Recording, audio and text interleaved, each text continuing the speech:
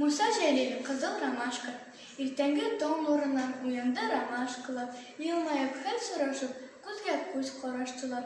Назлады җиләләрне, тирбәтте бакчыкларын, таң сипте өсләренә хуш исле сафчыкларын. Чәчәкләр кәефләнеп, җай гына селкенделәр, һәм кинәт шунда гаҗәп бер яңа хәл күрделәр.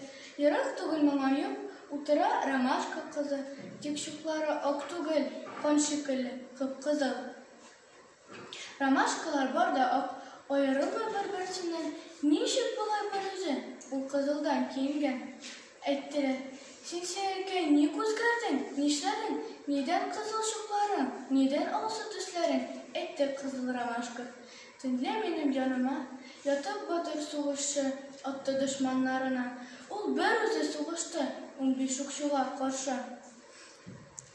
Чигенмәде тик танда яраланды кулбашы. Аның батыр алканы тамды минем чукларга. Минем кызыл күлмәгем бик охшады чулпанга. Егет китте, мин калдым, канын саклап чугында. Көндә аны сагынып, балкым мин таң нурында."